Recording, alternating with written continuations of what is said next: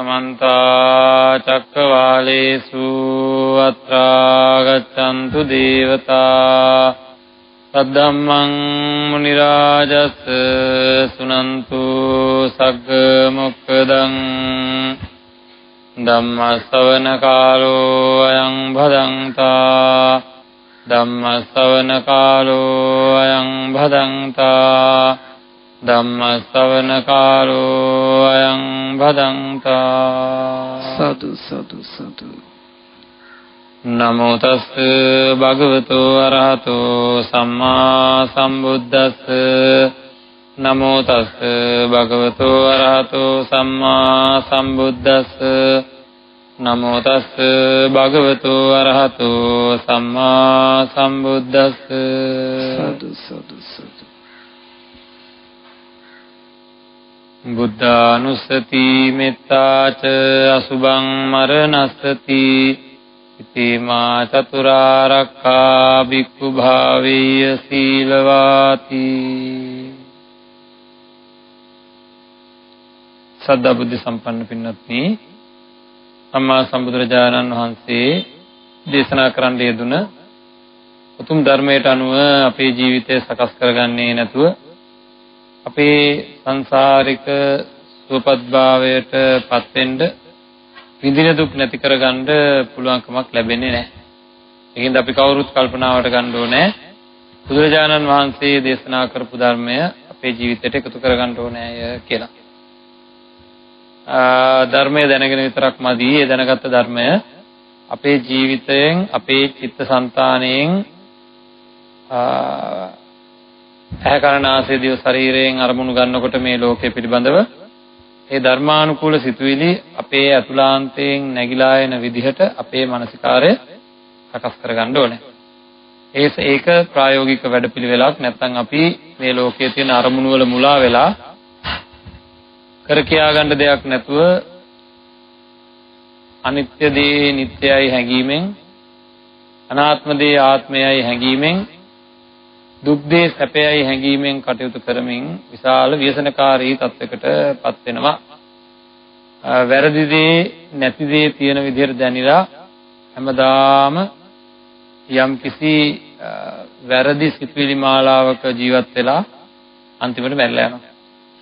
මේ පීඩිත සිතුවිලි වලින් අයින් වෙලා ජීවිතය සුවපත් භාවයට පත් කරගන්න බුදුරජාණන් වහන්සේ දේශනා කරපු ධර්මය අපේ ජීවිතයට එකතු කරගන්න වෙනවා. නැත්නම් අපිට සැනසෙල්ලෙන් ජීවත් වෙන්න හම්බෙන්නේ නැහැ. අන්න ඒ වගේ පැහැදිලි අරමුණක් පෙරදරි කරගෙන තමයි නිවන් මාර්ග ධර්ම දේශනා මාලාව ආරම්භ වුණේ. එහි සතර කමඨාන පිළිබඳ කරන සාකච්ඡා කීපය තමයි මේ දිනවල මේ සිද්ධ වෙමින් තියෙන්නේ. මරණානුස්මතිය, අසුභානුස්සතිය වගේම මෛත්‍රී භාවනාව, බුද්ධානුස්සතිය කියන මේ සතර කමඨහණෙන් අපි දැනට සාකච්ඡා කරමින් ඉන්නේ මෛත්‍රී භාවනාව පිළිබඳවයි. අද අපි බලාපොරොත්තු වෙන්නේ මෛත්‍රී භාවනාව ගැන කතා කර කර ඉන්න ගමන්ම මෛත්‍රිය කියන්නේ මොනතරම් උතුම් හැඟීමක්ද කියලා පසුගිය දේශනාවලදී අපිට කොච්චර අපහසුයෙන් වර්ධනය කරගන්න ඕන හැඟීමක්ද කියලා, චේතනාවක්ද කියලා පසුගිය දේශනාවලදී අපිට හොඳට පැහැදිලි වුණා. තවත් මේ පිළිබඳ කතා කරන්න තිබියදීම අද දවසේ අපි බලාපොරොත්තු වෙන්නේ විශේෂයෙන් නිවන් දකින කෙනෙක් විදිහට, නිවන් දකින්න බලාපොරොත්තු වෙන කෙනෙක් විදිහට අපි සපුරා ගත යුතු හැකියාවන්, දක්ෂතාවයන් මොනවද කියලා දේශනාවේ සඳහන් වෙන ආකාරයට කරුණු කිහිපයක් සාකච්ඡා කරනවා. මේ ධර්ම දේශනා මාලාවේ සැරෙන් සැරේ අපි මේ වගේ ධර්ම කරුණු සාකච්ඡා කරනවා. අද දවසේ අපි කල්පනා කරා මෛත්‍රී භාවනාව ගැනම සඳහන් කරපු දේශනාවක් තියෙනවා. ඒක අපි කවුරුත් දන්න දේශනාවක්. ඒ තමයි හැමදාම මුමුණලා තියෙන කර්ණිමේ සූත්‍ර දේශනාව. කර්ණිමේ සූත්‍ර දේශනාවේ තියෙන්නේ මෛත්‍රී භාවනාව පිළිබඳවයි. හැබැයි මේ දේශනාවට ප්‍රථමයෙන් කර්ණිමේ සූත්‍ර දේශනාවට ප්‍රථමයෙන් සඳහන් කරලා තියෙනවා බුදුරජාණන් වහන්සේ යම් කාරණා කිහිපයක්. ඒ කාරණාවන් තමයි කරණීයමත්ත කුසලේන යන්තං සන්තං පදං අபிසමෙච්ච. ඒ සාන්ත වූ නිර්වාණ පදයට පත්වීම සඳහා කරණීයමත්ත කුසලේන අත්ත කුසලය මග්ද ඒ தත්තට පත්වීම සඳහා කරණීයමත්ත කුසලේන යන්තං සන්තං පදං අபிසමෙච්ච. ඒ උතුම් වූ සාන්ත වූ නිර්වාණ පදයට පත්වීම සඳහා කළ යුතු නොකළ යුතු දේ කුසල් කියන්නේ කළ යුතු නොකළ යුතු දේ මොනවද කියලා ධර්මයේ සඳහන් කරලා තිනවා කරණීයමෙත්ත සූත්‍රය. ලෝකේ තියෙන අමාරුම වැඩේ කෙනෙකුට කරන්න පුළුවන් අමාරුම වැඩේ මොකක්ද? නිවන් දකින්න එකයි. එහෙනම් හිත පාලනය කරන එක අමාරුයි. එතකොට හිත සම්පූර්ණයෙන් කෙලෙස් වලින් අයින් කරනවා කියන එක හොඳටම අමාරු දෙයක්. එතකොට ඒ අපහසු දෙයක් සිද්ධ කරන්න නම් ගොඩාක් දක්ෂ කෙනෙක් වෙන්න ඕනද නැද්ද? ලොකු දක්ෂ කෙනෙක් වෙන්න ඕනේ. හැම පැත්තෙම තමන්ගේ සිත හැම පැත්තෙම ආරක්ෂා කරගෙන කෙලෙස් වලට යන්න නොදී ආරක්ෂා කරගෙන කටයුතු කරන්න පුළුවන් තරම් ඉතා දක්ෂ කෙනෙක් බවට පත් වෙන්න ඕනේ. අන්න එහෙම දක්ෂ කෙනෙක් බවට පත් වෙන්න ඕනේ මේ වගේ විශාල අපහසුම කාරණාවක් සිදු කරන්න. එහෙනම් එවැනි දක්ෂයෙකුට අනිත් ඒවා ගැන කවර කතාවක් නේද? දැන් කරණීයමෙත්ත සූත්‍රයේ තියෙන කාරණා කිහිපයක් පිළිබඳව අපේ අවධානය යොමු වෙන්න ඕන. කරණීයමෙත්ත සූත්‍රය හැබැයි තියෙන්නේ මෛත්‍රී භාවනාව සිද්ධ කරලා. මේ මෛත්‍රී භාවනාවෙන් පස්සේ දිට්ඨිංච අනුගබ්බ සීලවා දස්සනේන සම්පන්නෝ කාමේසු විනයයේ දන්න හිදාතු ගබ්බසේ යම් පුනරති ආය ගැබකට ලගින් දෙන්නේ නැති වෙන විදිහට ජාතිය ඡය කර ගන්නවා. කරණීයමෙත්ත සූත්‍රයෙන් තමන් ළඟා කරගත්ත ඒ උතුම් චිත්තය යොමු කරන්නේ කොහෙටද? දස්සන සම්පත්තිය ලබා ගැනීම සඳහා. කියන්නේ සෝවාන් වීම සඳහා. නැත්තම් දිට්ඨි විසුද්ධිය සඳහා. නාම රූප පරිච්ඡේද කරගෙන මේ අපේ බලාපොරොත්තු වෙන දේ තමයි හොඳින් තමන්ගේ හිත එකඟ කරගෙන ඒ එකඟ කරගත්ත හිතෙන් අපිව තේරුම් ගැනීම සඳහා ඒ හිත යොමු කරවා ගන්න පුළුවන්කම තියෙන්න ඕනේ අපිට.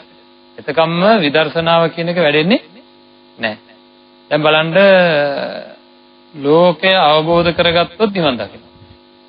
ලෝකය අවබෝධ කරගත යුතුව තියෙන්නේ කොහෙන්ද? ඇහෙන්ද? කනෙන්ද? නාසයෙන්ද? දිවෙන්ද? ශරීරයෙන්ද? නැහැ. අපේම හිතකින්. අපේ හිතෙන් ලෝකය අවබෝධ කරගන්න ඕනේ.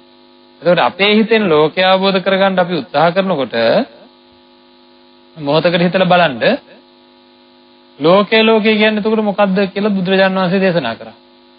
ලෝකය කියලා පනවනවා මේ බඹයක් විතර වෙච්ච ශරීරය.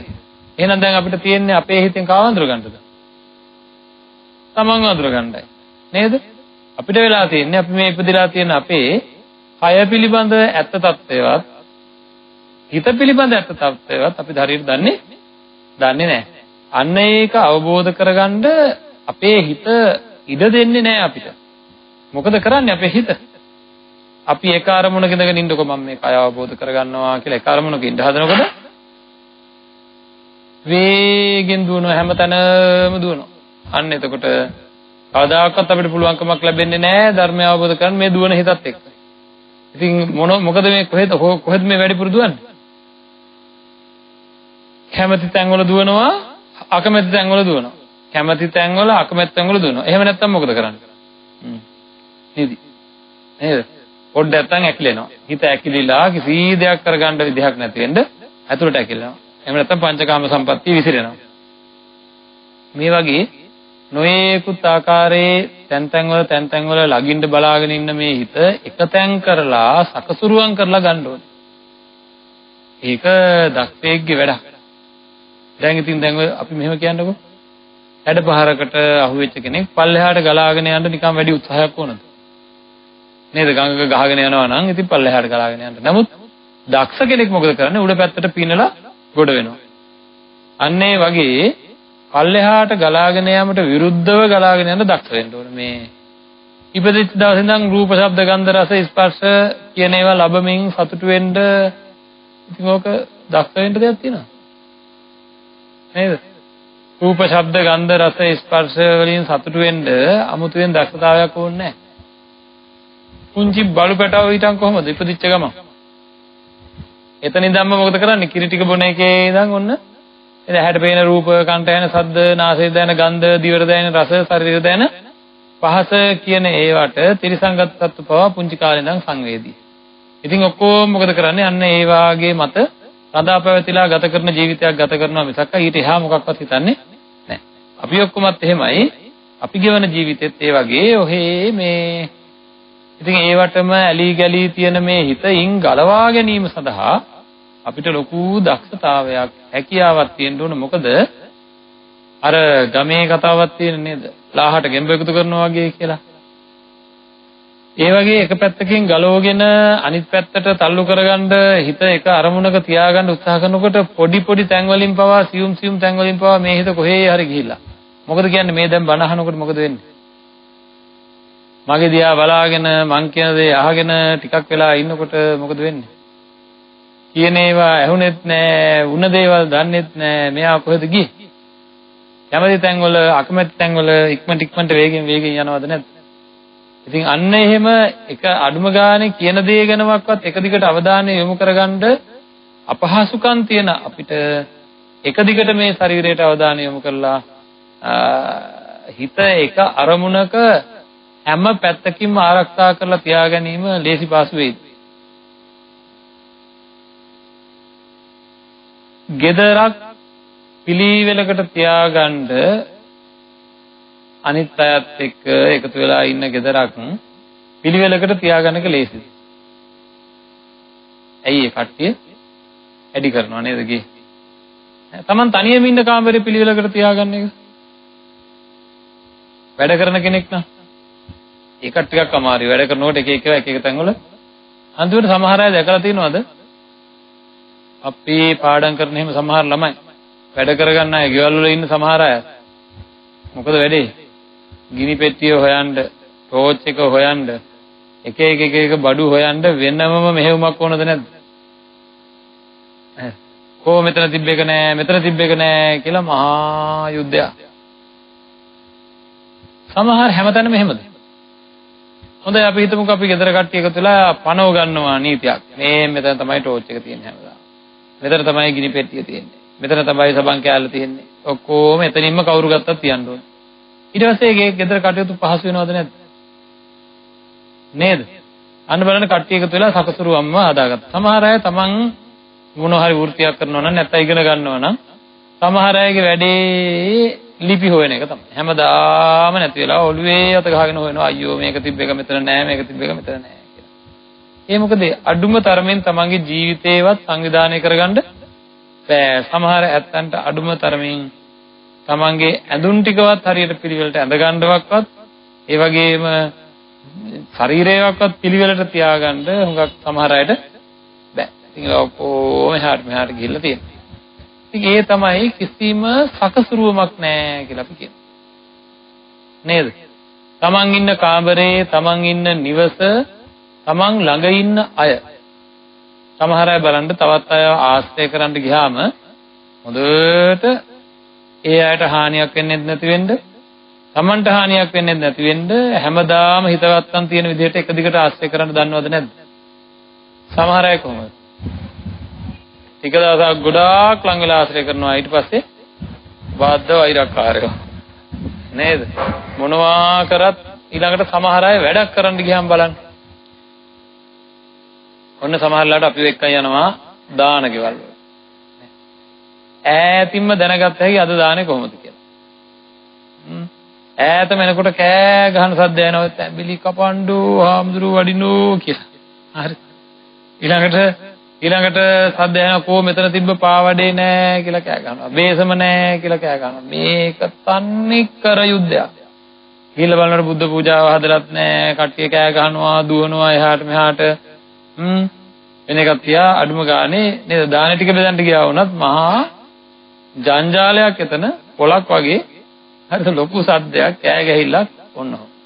සමහර තැන්වල පින්නත් නේ දාන ගෙවල් වලට වඩනකොට ඈතින්දම තුස්තිම් භූතයි. හැමදේම පිළිවෙලයි. හැමදේම ක්‍රමානුකූලයි. හරිද? ඒ වගේ උදේ නේද? සමහර අය එතකොට පිළිවෙලට ඔයා මේ ටික කරන්න, ඔයා මේ ටික කරන්න, මේ මෙතන තියෙන දේවල් මෙහෙම තියෙනවා, මෙතන තියෙන මේක මෙහෙම කරන්න, මෙයා තමයි බුද්ධ පූජාව tempත් කරන්නේ, මෙයාලා තමයි මේ වෑංජන ටික බෙදන්නේ, මෙයාලා තමයි මෙහෙම කරන්නේ කියලා ඔක්කොම පිළිවෙලයි.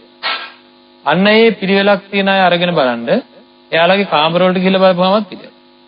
එයාලා වැඩ කරන කාර්යාලයකට ගිහිල්ලා බැලුවා පිළිවෙලයි. වෙන එකක් තියා නේද? ඔය අපිළිවෙලට ඉන්න අය අරන් ගිහිල්ලා අපිළිවෙලට ඉන්න අය බලන්න ගිහිල්ලා එයාගේ ඇඳුම් කබඩ් එකේ ඉඳන් අපිළිවෙලයි නමල නැහැ. අපිළිවෙලට ඉන්න අය නේද? ගුලි කරලා දාලා දැන් තංගල ඇහුවොත් කියන්නේ ඒවට වෙලාවක් නැහැ. පිළිවෙලක් නැහැ කියලා. හැබැයි ඉතින් මහා දහජරා ගොඩේ වගේ läගලා ඉඳලා පාර යනකොට නම් යනවා වොන්න නේද? හරි පිළිවෙලට ඉන්නවා වගේ යනවා. හැබැයි ඉතින් වැඩක් දෙදකොට.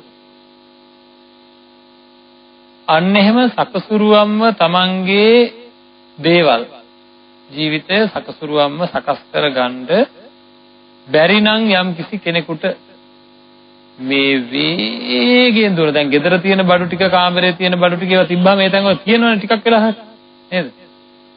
හොඳයි ඒකවත් පිළිවෙලට තියාගන්න බැරි නම් මේ වේගයෙන් දුවන හිත අද හිමින් කිසිම තැනක කිසිම සියුම් කෙලෙස් ධර්මයකටවත් එන්න දෙන්නේ නැතුව සකසුරුවම්ම තමන්ගේම හිත සකස් කරගෙන අදාළ තැනට අදාළ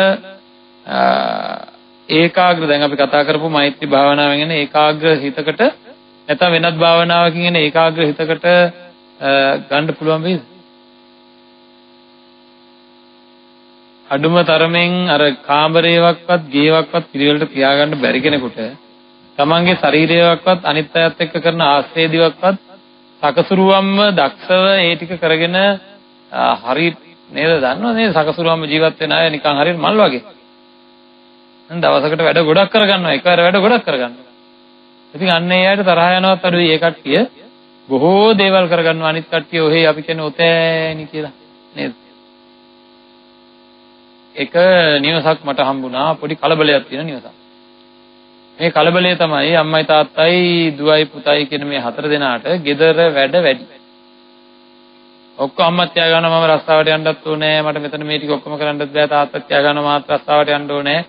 අර මොකද දැන් මේක මහා ගාල කොටියක්. ඇයි මේ කට්ටියට පොඩ්ඩක්වත් හිතන්න බැරි කිය ලොකු ප්‍රශ්නයක් දැන්. අපි ඊට පස්සේ මං කිව්වා එහෙනම් හොඳයි අපි ගෙදර වැඩ ටික ලියමු බලන්න. ලියලා බෙදමු බලන්න. අනේ ලියනකොටම මේ අම්මා කියනවා මේ වැඩ ටික කරන්න නම් ඉතින් කවුරුවත් ඕනේ මට මේ ටික කරන්න පුළුවන්. ලියලා බලනකොට වැඩ නෑ මොකුත් නෑ වැඩ නෑ. සමහර ඇත්තෝ මොකද මේ වෙලා තියෙන්නේ? අරවා වවා ගන්නවා කියන්නේ කිසි පිළිවෙලක් නෑ වැඩ දෙක 1 2 3 කරගෙන හැම වෙලේම කියන අයියෝ මට හරියට වැඩ බැරියෝ කියලා තමයි ඉන්නේ. බලනකොට වැඩිපුර ඉන්නේ මේක. ඉන්නේ සකසුරුව ගමන් නැතිකම සහ කම්මැලිකම. ඒ අයට හරියට වැඩ ඕන නැහැ. පොළට යනවා කියලා හිතන්නකෝ. පොළේ නගරේ මේ පැත්තේ කොනේ තැනක තමයි බැංකුව තියෙන්නේ. එහා පැත්තේ කොනේ තැනක තමයි අපි තුමු මොන හරි ගන්න ඕන බඩු වගේක් ගන්න. අපි තුමු ප්ලාස්ටික් බඩු ගන්න තියෙනවා කියලා ඒ පැත්තේ තියෙන්නේ. හරිද? ආය මේ පැත්තේ තමයි අපි හිතමුකෝ සමුපකාරය තියෙන්නේ. ඔය වගේ දැන් යන්න තියෙනවා. දැන් මෙයාගේ කිසි පිළිවෙලක් නැහැ. මෙයා ඉස්සෙල්ලාම ඇවිල්ලා බැංකුවෙන් සල්ලි ගන්නවා. ඊට පස්සේ යනවා අර බඩු ගන්න තැනට. ආයේ මේ පැත්තේ කොනට එන්න ඕනේ. කොනට එන්න ඕන මතක් වුණේ ඊළඟට ඒකින්ද මේ පැත්තේ කොනට එන්න ඕනේ. ආයේ අර පැත්තේ කොනට යන්න ඕනේ. ඉතින් පිළිවෙලකට සැලසුම් කරගත්තේ නැතුව පොළටවත් යන්න බෑ. ආයෙත් ගෙදරත් එහෙමයි. මොකද ගෙදර වැඩි. ඔන්න සීනි ඉවර වෙනකොට සීනි ගේන්න යනවා. ඒකොල ඉවරනකොට ඒකොල ගේන්න යනවා. ආයෙ මොන හරි වුණොත් ඒක ගේන්න යනවා. ඒ ගිහිල්ලා බලනකොට තව මොන හරි නැහැ. ඉතින් කිසිම සංවිධානයක්මක් නැහැ. සතියේකට එක සැරයක් ගිහිල්ලා බඩු ටික ඔක්කොම එකට ගෙනත් දාන්න නේද? අපේ මුළු තැන්ගේ පුංචි පොතක් එල්ලලා අඩුපාඩු නේ ඔක්කොම ටික ලියලා එකවර බඩු ටික ගෙනල්ලා ආන් බලන්න ඉක්මනට කරගන්න පුළුවන් නේද? ගමනක් යනවා නම් ගමන සැලසුම් කරනවා මං ඉස්සෙල්ලා අතෙන්ට යනවා ඉස්සෙල්ලා මෙතෙන්ට යනවා එහෙමයි. හැම දෙයක්ම ජීවිතේ සැලසුම් කරගෙන සකසුරුවම්ම කළොත් කාලේ ගොඩාක් ඉතුරුයි. ඉතින් එහෙමයි ඉක්මනට තමන්ගේ වැඩ ඉවර කරගන්න අතරේ අනිත් අය හැම වෙලෙම වැඩ. නේද? මම මේකට උදාහරණයක් කියන්නේ මොකද්ද? හැමදාම ඔන්න එක අම්ම කෙනෙක් නැගිටලා ගිහින් මූණ හොදාගෙන. මූණ හොදාගෙන ඇවිල්ලා වතුර එක ලිපෙන් තියලා. හරිද? වතුර එක ලිපෙන් තියලා හාල් කරලා. හාල් කරලා තේ හදනවා. තේ හදලා ළමයින්ට කතා කරන්නේ. හරිද? ඒකල ඇවිල්ලා ආය හාල් ලිපෙන් තියන්න ආය වතුර තියනවා. ඔය එක අම්ම කෙනෙක් වැඩි. හරි. ඉතින් එයාට හරියට වෙලා යනවා ඒ වැඩ ටිකම කරා. ඔන්න තව අම්මා කෙනෙක් මොකද කරන්නේ? ඔය වැඩ ටිකම. උදේ ගිහලා මූණ හොදන්නත් ඉස්සෙල්ලා වතුර එක ලිපෙන් තියලා යනවා මූණ හොදන්න. නේද? ගිහිල්ලා ඇවිල්ලා හාල් ටික ගන්න. හාල් ටික ගන්න ගමන් අරකින් නේද? තේ ටික හදලා ඉවර වෙලා තේ ටික හදනකන් තව වතුර එකක් තියෙනවා. මේ හාල් ටික දාන්න. නේද? එතකොට හාල් ගල්ලා ඉවර වෙනකොට වතුර රත් වෙලා. මේ වැඩ දෙක තුනක් එකවර කරමින් මහා වේගයෙන් තමන්ගේ වැඩ ටික ඉවර කරගන්න පුළුවන්කමක් තියනවද නැද්ද උවමනාවක් තියෙන කෙනෙකුට? කල්පනා කරලා බලන්න. අන්න එහෙම සකසුරුවන් වෙන්න ඕනේ. එහෙම අය හරියට ඉගෙන ගන්නවා. ඉගෙන ගන්න ළමයිත් එහෙමයි. තමන්ට එක වෙලාවක එක මොහොතක ඒ ඉගෙනගත්ත ගමන් යමක් පාඩම් කරනවා නම් ඉක්මනට ඒ පාඩම මතක තියාගන්න පුළුවන්. ඉතින් එහෙම කරන්නේ ලොකු කාලයක් ගන්නවා තමන්ගේ වැඩවලට. දවස් සැලසුම් කරන්නේ, සතිය සැලසුම් කරන්නේ, මාස සැලසුම් කරන්නේ. ඔහේ ඉතින් මොකද වෙන්නේ? වැටිච්ච තැන වැටි ඔහේ ඉන්න ස්වභාවයක් තියෙනවා.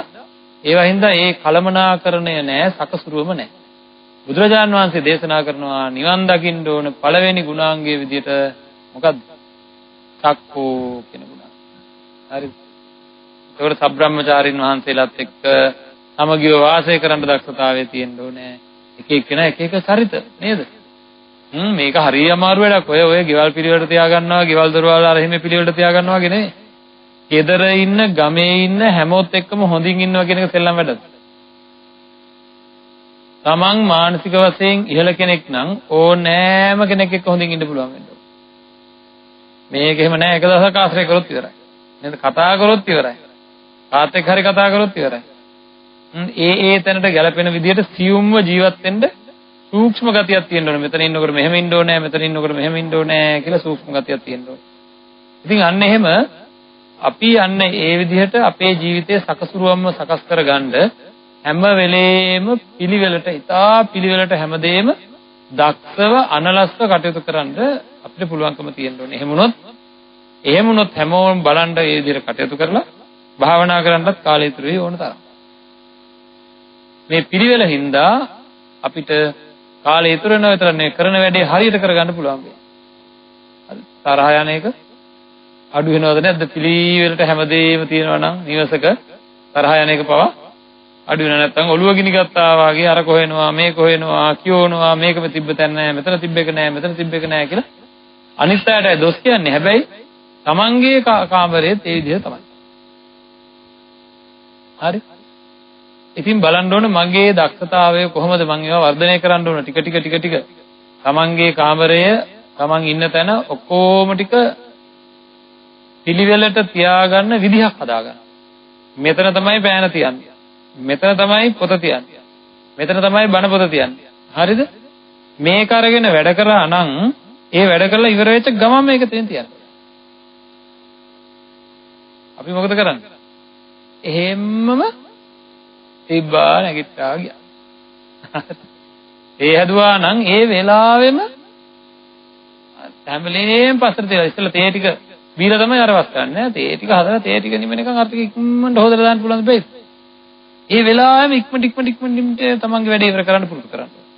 මේ වගේ අපි සාමාන්‍ය ජීවිතේ හැම වෙලේම ඒ වෙලාවේ කරන්න තියෙන වැඩේ ඒ වෙලාවේ ඉක්මනට කරලා ඉවර කරලා දාන්න පුරුදු වෙන අය හරිය සාහනෙන් ජීවත් වෙනවා. ඒකට සමාධියක් ඇති වෙනවා. නැත්නම් ඒක සමාධියට ලොකු බාධාවක් වෙනවා. අපිරිසිදුකම, පිළිවෙලක් නැතිකම, වැඩ වැඩි බව මේවා ඔක්කොම චිත්ත සමාධියට ලොකු බාධාවක් ඇති වෙනවා. ඒකට මෛත්‍රී කරන්නත් බෑ. එහෙනම් අපේ පැත්තෙන් අපි දැනගන්න ඕනේ ඔන්න ඔය වගේ සක්කෝ කියන ගුණය භෞතික පැත්තෙන් වර්ධනය කරගන්න. භෞතික පැත්තෙන් වර්ධනය කරගෙන තමයි මානසික පැත්තට එන්න වෙන්නේ. අන්තිමට මොකද වෙන්නේ? රාගයක් ඇති වෙනකොට ඒක අයින් කරගන්න හැටි, දේශයක් ඇති වෙනකොට ඒක අයින් කරගන්න හැටි, ඊර්ෂ්‍යාවක් ඇති කරගන්නකොට ඒකට ප්‍රතිවිරුද්ධව කටයුතු කරන හැටි. මෙන්න මා මේ පැත්තට ඇදීලා යනවා ඒකින්ද යන්න නොදී තියාගන්න ඕනේ කියලා ඒ ස්ථාන මගහැරිය යුතු තැන් මගහැරලා කතා කළ යුතු තැන් දේවල් කතා කළ යුතු ලං වෙන්න ඕන තැන් වලට ලං වෙලා මොකද මේ හිත අරයි යන්න බෑ නැත්නම් ඉස්සරහට. හරිද? ආශ්‍රය කරන්න ඕන ඒවා ආශ්‍රය කරලා ඈත් කරන්න ඕන ඒවා ඈත් කරලා ක්‍රමානුකූලව හිතේ ධර්ම දැනගෙන නිවැරදි සිහියෙන් තමන්ගේ හිත කුසලයේ පිහිටවා ගන්න කුසල් සිත් වර්ධනය කරගන්න නිවන් දකින්න ඒ වගේ බොහෝ ගුණාංගයන් අපි තුල වර්ධනය කරගන්න ඕනේ. මේක හිතනවා ආම්දුර මොනවද මේ කියන්නේ උයන හැටි කියනවනේ අප්පා. මේ බණය නේද? ගෙදර ඉන්න හැටි කියනවනේ. මේ බණය කියලා. නෑ බණ තමයි. නේද? ඔතන පටන් ගන්න ඕන තැන. ඕනම කෙනෙක් එක්ක සමගියෙන් ඉන්න පුළුවන්ද කියලා බලන්න. හරි ඒක හරි ඔක්කොටම වැඩි අමාරු දෙයක්. ඕනම කෙනෙක් එක්ක හොඳින් ඉන්න පුළුවන්ද මට? ඒක ලොකු දක්ෂකමක්. ඕනම තත්ත්වයක කරතේ ඉන්න කෙනෙක් එක්ක හොඳින් වට ඉන්න පුළුවන්කම තියෙනවා. හරිද? නේද? සකසුරුවම කියන එක නැත්තම් කොණ්ඩ කැවුමක්වත් උයාගන්න බෑ අඩුම ගානේ. නේද? සකසුරුවම නැත්තම් එක පැත්තකින් පිපිරලා යනවා. ඒ වගේ අපේ සකසුරුවම තම හදාගන්න. එතකොට කවදා හරි හිත එකඟ කරගන්න දක්ෂ වෙයි. හරි. ඊළඟට අපිට තියෙන්න ඕන ඊළඟ ගුණයක් තමයි ඍජු බව. වඩා ඍජු බව. මේක වචන දෙකකින් සක්කෝ උජූච සූජූච කියලා වචන දෙකකින්ම දේශනා කරලා තියෙනවා. එන්නේ ඍජු බව සහ වඩා ඍජු බව. මොකක්ද මේ ඍජු බව කියලා? කෙලින් ගතිය. ඒ කියන්නේ ගහනවා කිව්වොත් ගහනවා, කිව්වොත් කිව්වා. එහෙමද? නෑ කිව්වොත් කිව්වා කියන එක නෙවෙයි. ඉන්නත් නේ ඇද හිත ඇද නැති වෙන්න ඕනේ. කෙනෙක් හරි කෙලින් වැඩ කරනවා කියන හිත ඇද නැහැ. අපේ හිත ඇදයි. මේ බලන්න හිත ඇද වෙන හැටි මෛත්‍රී වඩන කෙනෙක් නිවන් දකින්න කෙනෙක් එහෙම ඇද වෙන්නේ. හිත ඇද වෙන්න පළවෙනි කාරණාව තමයි එක කණ්ඩායමක් හෝ පිරිසක් හෝ යම් කිසි දෙයකට තියෙන අධිකතර කැමැත්ත. හිත ඇද වෙන්න අනිත් හේතුව ඇත්තට ඔය ඇදයි කියන්නේ ඇත්තට අපේ හිත ඉඩ දෙන්නේ නැහැ. හරිද? අනිත් හේතුව තමයි අකමැත්ත, දේශය. යම් පිරිසකට දේශ සහගත නම් එයා එතකොට ඒ ඇදටමයි බලන්නේ මේ පැත්ත. හරිද? ඊළඟ එක තමයි මෝඩකම, අනිත් එක තමයි බය. ඒවට කියනවා සතර අගති. ඒ කියන්නේ ඡන්ද, දේශ, බය, මෝහ කියන සතර අගති. ඔන්න බලන්න මේ ඇද ගතිය කොහොමද කියලා. ලෝකේ හරි දේ වැරදි දේ කියලා තියනවද නැද්ද? හරි දේ නම් කොහොමත් හරි, වැරදි දේ නම් කොහොමත් වැරදි. නේද? අපි කැමති කට්ටියක්, ගොඩාක් කැමති කට්ටියක් කෙනෙක් අපි හිතමු දේශපාලඥයෙක් කියලා. වැරදි දෙයක් කරනවා. අපේ හිත කොහොමද ඒක පිළිගන්න ලෑස්ති වෙන්නේ? තමන් කැමති අය වැරදි කරනකොට අපේ මිනිස්සු ඒ වැරදි ඔක්කොම සාධාරණීකරණය කරනවා. ආන් ඒකට කියන ඇදගතිය. ඡන්දේ හින්දා ඇද වෙනවා. වැඩි කැමැත්තෙන් හින්දා අපේ හිත ඇදයි. ඇදයි කියන්නේ ඇත්තෙන් ඇද වෙනවා. ඇත්තෙන් අහක ගිහිල්ලා. ඇත්ත තියෙන්නේ මෙහෙම කෙලින්නම් අපි ඉන්නේ මෙහෙම. නේද? නැත්තම් මේ පැත්තට ඇද වෙනවා. එතකොට දේශය කියන එකත් එහෙමයි. බලන්න රටේ දේශපාලඥයෙක්ම කියලා ගමුකෝ. තමන් කැමති කට්ටිය වැරදි කරනවා නම් උඟා කියලාට කොහොමද කතා කරන්නේ? ඒවා නිදහසට කාරණා කියමින් නෑ ඒවා එහෙම තමයි. ඔහොම කියන්නේ මොකද අනිත් අයත් වැරදි කරලා තියෙන්නේ. මේ යාලා ඉතින් ওই ටිකක් කොහොම කියා සාධාරණීකරණය කරනවා. නේද? එතකොට කැමැති සහ අකමැති කියන දෙක අපේ හිත කැමැත්තෙනුත් අකමැත්තෙනුත් කියන දෙකෙන්ම ඇද වෙනවද නැද්ද? නේද? ආන්ගේ කතාරින් ඉතින් ඔය බලන්නකෝ අපිට ජීවිතේ පුරුදු කරන්න දේවල් තියෙනවා. තමන්ගේ පක්ෂය, තමන් කැමති පක්ෂය කියලා එකක් නැතුව කවුරුත් කරනවා නම් වැරද්දමයි. කොයි කෙනා, කොයි පක්ෂය මොන જાති වුණත් වැරද්දමයි. ඒ වගේම මේ කට්ටියගේ හොඳමයි. නේද?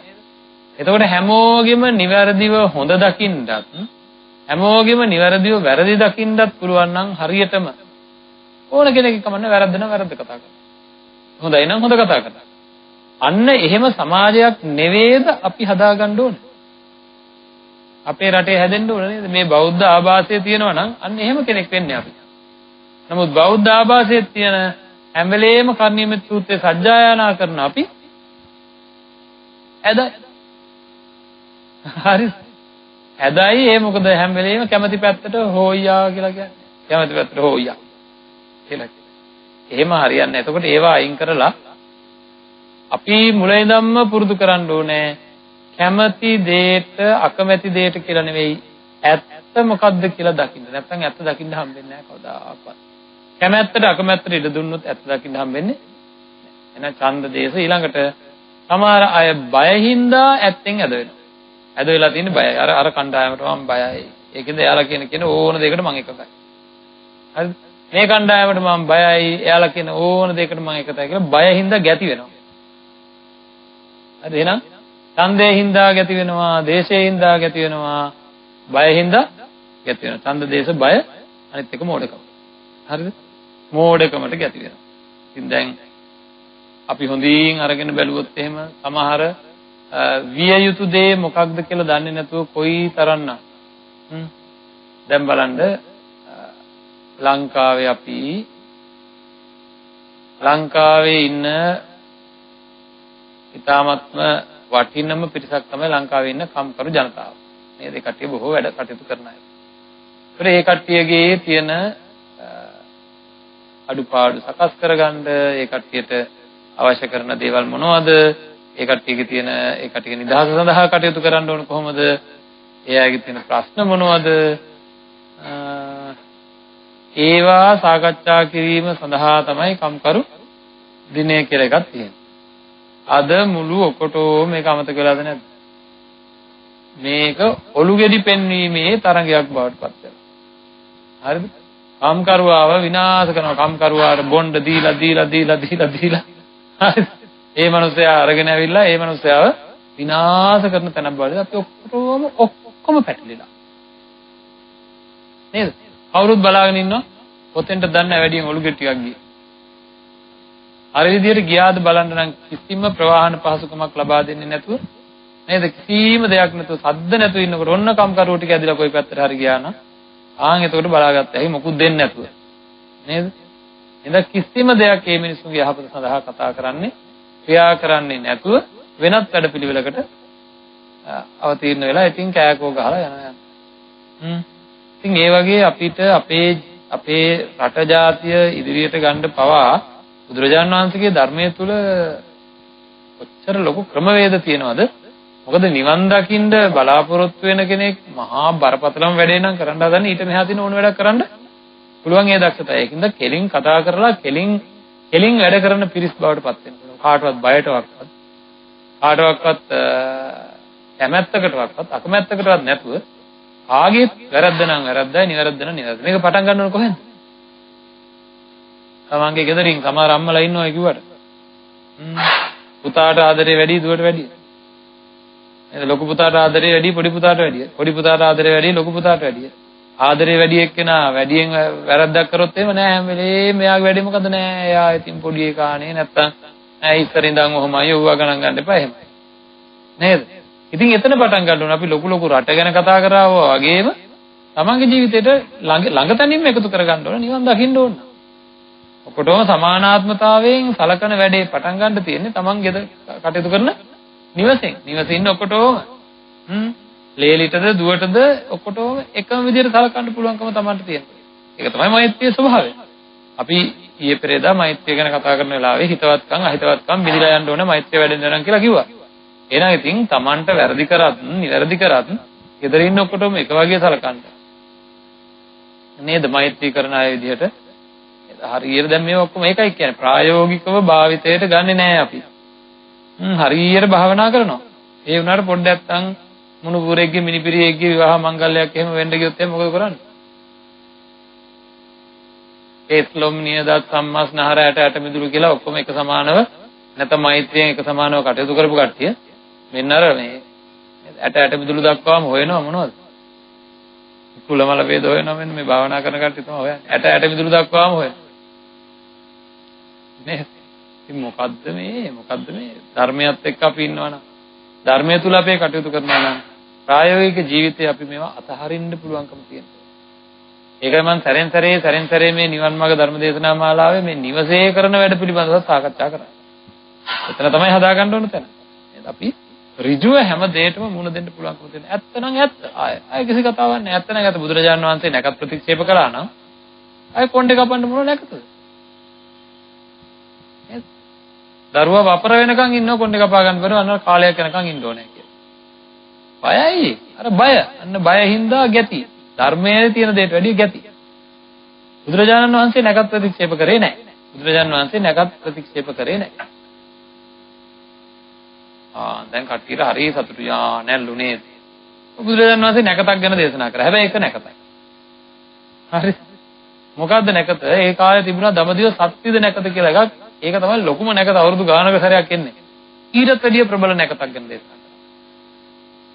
ඕනම වැඩක් පටන් ගන්න ඕනම දවසක පුළුවන් මේ නැකතට වැඩ කරන්න. හරි. අය ඇත්තමයි දේශනා කළා තියෙන දැන් මේක. මොකද්ද මේ නැකත? පිරිසිදු කාය කර්ම, පිරිසුදු වාක් කර්ම, පිරිසුදු මනෝ කර්ම. ඒ කියන්නේ පිළ රකිමින්, කයෙන් නිවැරදිව කටයුතු කරමින්, වචන නිවැරදි වචන භාවිතා කරමින්, නිවැරදි සිතුවිලි, ඊර්ෂ්‍යා, ක්‍රෝධ, වෛර, මාන්න පිරිමහන්න කටයුතු කරන්නේ නැතුව, නිවැරදි සිතුවිලි වල සාන්ත සිතුවිලි වලින් ධර්මානුකූල කාය කර්ම, වාක් කර්ම, මනෝ කර්ම භාවිතයෙන් යම් වැඩක් පටන් ගන්නවා නම් ඒ වැඩේ වර්ධින්නේ අපේ අතට කාටද බාර දීලා තියෙන්නේ? රාහුට බාර දීලා එපා. නේද? ඕන වැඩ කරන රාහු කාලේ මම කර මේ ලොකු අය ඔක්කොමලා කියන්නේ. වැඩි හිටියෝ මේ භාවනා කරන අය කියන්නේ. රාහු කාලේ බලලා යන්න හොඳේ. හරි. අපිට හොඳට පිස්සුද නැද්ද? ධර්මයට අනුව ඍජුව අන්න එක කියන්නේ ඍජු වෙන්න, බය වෙන්න එපා. වැඩි මුණොත් මොකද වෙන්නේ? වැඩි මුණොත් අන්න හරි. මොකද? මැරෙයි. නේද? පිස්සු වගේ ජීවත් වෙනවට වැඩිය බුදුරජාන් වහන්සේගේ ධර්මයට ඍජුව මුහුණ දීලා මැරුණා මොකද ඉතින්? කොහොමද මැරෙන්නේ ඉන්නේ නේද? එක දවසක් හරි Taman කෙලින් ජීවත් වෙන කෙනෙක්, අභිමාණයෙන් ජීවත් වෙන කෙනෙක් බවට පත් වෙනවා. ඉතින් එතකොට තමයි අපිට මෛත්‍රී සාගර සිතුවිලි පහළ වෙන්නේ. මොකද එයා කෙලින් වැඩ. එකයි සක්කෝ උජුච සූජුච වඩාත් ඍජුව. ඉතා ඍජුව. කෙලින් මුණ දෙනවා ඔක්කොටම. ඕවා තරම් ගණන් ගන්න දේවල් නේ මේවා මෙන්න මෙහෙමයි ඕවා මැත්තේ රැඳිලා හරියන්නේ නැහැ කියලා අනවශ්‍ය දේවල් අයින් කරගන්න Tamanට පුළුවන්කමක් තියෙන්න ඕනේ. ඒ සඳහා පෙළ ගැහිලා ඒ සඳහා අභිමාණයෙන් යුක්ත වෙන්න ඕනේ. හැම වෙලේම අපේ වැඩේ මොකද්ද? අපේ හිතේ තියෙන මේ ලෝක පාලන දෙවියෙක් නම් ඉන්නවා වගේ. අය කොච්චර බෞද්ධ කිව්වත් එයාගෙන් ඔක්කොම ඉල්ලන එකමයි වැඩේ. අනේ මං ගිහින් එනකම් මට කරදරයක් වෙන්න එපා. අනේ අපේ දරුවන්ට කරදරයක් වෙන්න එපා. අනේ මෙහෙම අනේ විභාගේ පාස් කරලා දෙන්නෝ. අනේ අරක කරලා දෙන්නෝ. ළමයින්ට මේ කරදර කරන්න එපෝ කියලා මේක යදිනවා. බුදුරජාණන් වහන්සේ දේශනා කරේ කර්මය, චිත්තය නේද? මේවා ප්‍රධාන දේවල් කොච්චර තියෙනවද නේද? ඒතර ඒවා අයින් කරගන්න විදිය අපිට මොන හරි වෙනකොට ඇයි වෙන්නේ කියන ඔක්කොම දේශනා කරා. ඒ ඔක්කොම තියෙද්දි මේ කාගේ හරි මැත්තේ සදාපවතින වැඩ කටයුතු ආරම්භ කරලා ඒවාම කර ඉවරක් නැහැ. බාර වෙනවා, අරවා වෙනවා, මේවා වෙනවා. අපේ අම්මේ ඒ කටිය ඍජුනේ. හරි. ඒ කටිය කෙලින් තමන්ගේ ජීවිතයට මුණ දෙන්න ශක්තිය නැහැ. හරි. එහෙනම් නිවන් දකින්න බලාපොරොත්තු වෙන්නේ නම් අන්න එහෙම කෙලින් ජීවත් වෙන්න පුරුදු වෙන්න. ඇත්තට මුණ දෙන්න පුරුදු වෙන්න.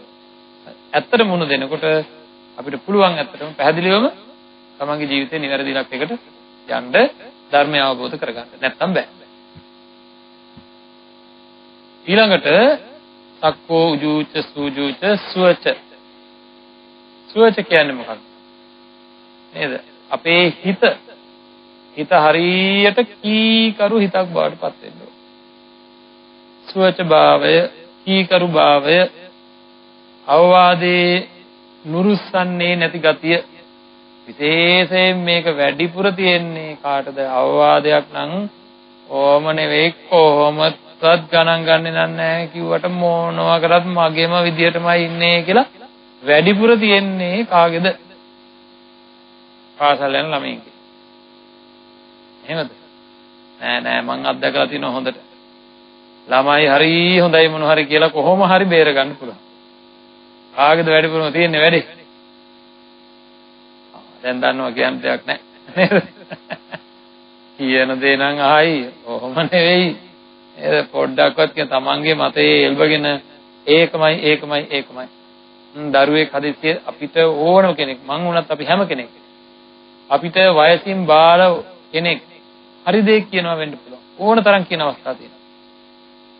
අපේ පොඩි ස්වාමීන් වහන්සේලා සමහර විට මගේ තියෙන යම් කිසි අඩුපාඩු පෙන්වා දෙන අවස්ථා තියෙනවා. ධර්ම දේශනාවල තියෙන අඩුපාඩු පෙන්වා දෙන අවස්ථා තියෙනවා. ඒ වෙලාවට කිපිලා මං කියන විදිහ තමයි හරිය. ඔය මොනවද දන්නේ? ඔයගේ තරම දැනගන්නවා. නේද? එහෙම හිතන්නේ නැතුව නිහතමානීව නේද? සරියුත් මහ රහතන් වහන්සේ කියන්නේ බුදුහාමුදුරුවෝ වගේ ජීවත් වෙච්ච ගෞරවනීය කෙනෙක්. උන්වහන්සේගේ ජීවිතය ගැන අහලා තියෙනවා නේද? කොහොමද? ඉවුරු පොට බිම යනවා කියලා කියවපුවාම සමාව ඉල්ලපු මහා උත්තමයෙක් නේද? ඉතින් ඒ වගේ අපේ හිත බොහොම පල්ලෙහාට නැවිලා සුවච ගතියට එන්න ඕනේ. අවවාදයක් කාගෙන් හරි කමන්නේ නැහැ තමන්ගේ වැරද්දක් කියවුවොත්. එතකොට විශේෂයෙන් අපි ටික ටික වැඩිහිටි බවට පත් වෙනකොට මේ ප්‍රශ්නේ තදින්ම තියෙනවා. තමන්ගේ ජීවිත අත්දැකීමත් එක්ක ආය එල්බ ගැනිල්ල ආය නෙවෙයි කාටවත් වෙනස් කරන්න නම් ඒකම තමයි හරි. හරි. ඒකෙන් වෙන්නේ ඒ තියෙන තද ගතිය, ඒ තියෙන සුවච නැති ගතිය හින්දා තමන්ට ජීවිතේ නිරාධි කරගන්න පුළුවන් කමක් නැත්තේ. ඉතින් ඒකේ හිතේ තියෙන ධර්මතාවයක්. ඒක අර පහත් වෙලා ඔක කෙටියෙන් මතක් කරනවා නම් රාහුල හාමුදුරුවෝ කොහොමද? උදේම නැගිටලා මේ බුදුරජාණන් වහන්සේගේ නේද සිද්ධාර්ථ කුමාරයාගේ පුතා, ඒ කියන්නේ බුදුරජාණන් වහන්සේගේ ගිහි කල තිබුණ හිටපු නේද ලොකු ඥාතිත්වයක් තියෙන ලොකු ආඩම්බරකමක් ගන්න පුළුවන් කෙනෙක්. ලොකු ආඩම්බරයක් දැන් මේ ශාසනයේ අයිතිකාරයා නේද පොඩි හාමුදුරන්ට එහෙමනේ හිතෙන්න ඕනේ. අර මගේ තාත්තා කියලා මොනවා කරත් හිතෙන්නේ නේද? දැන් අනිත් අයට වැඩි මට විශේෂත්වයක් තියෙනවා. අනිත් අයට වැඩි මට මේ අහවල් බලව මං කවුරුත් කියන දේ අහන්න ඕනේ. අපේ තාත්තා කියන දේ අහපුවම ඇති. මොකටද මං කවුරුත් කියන්නේ? එහෙම නෙවෙයි. කොහොමද රාහුල හාමුදුරුවෝ හික්ුනේ? ඒකෙන් තමයි නිවන් දැක්කේ. කොහොමද හික්ුනේ? වැලිය අවුරක් උඩට දාලා මේ වැලියට ගානේ මට අවවාද ලැබේවා කියලා හික්ුනේ. ඒකෙන් තමයි නිවන් දැක්කේ. නේද? ඒ වගේ තමන්ගේ දුවෙක් හරි පුතෙක් හරි පුංචි ළමයෙක් හරි මොනවා හරි දෙයක් අපිට කියනවා නම් ඒකේ ඇත්ත නැත්ත බලන්න තරම් අපේ හිත විවෘත වෙන්න ඕනේ. අන්නේ විවෘත නම් අපේ සෝච ගතිය තියෙනවා. ඉතින් එහෙම නැත්නම් හැම වෙලේම තරහෙන් තමයි ජීවත් වෙන්න වෙන්නේ. එහෙනම් අපි බලමු මේ ධර්මදේශනා මාලාව ප්‍රායෝගිකත්වයට උදව් කරන ධර්මය අවබෝධ කරන කෙනෙක් නිවසේ ඉඳගෙන මොනවද කරන්න ඕනේ කියලා තමන්ගේ ජීවිතය ගෙනියනකොට ධර්මානුකූලව නිවැරදි කර ගැනීම සඳහා පෙළ ගැහිච්ච ධර්ම දේශනා මාලාවක්. ඒක තමයි මේ බෞද්ධ නාලිකාවේ අරමුණ උනේ. ඉතින් අපි ඒකම කරමු. නොකරන්නේත් ඒකනේ. කතා කර ඉන්නවා. ශාස්ත්‍රීය කරුණු කතා කරගෙන ඉන්නවා. ඉතින් අපි ඒකම කරමු.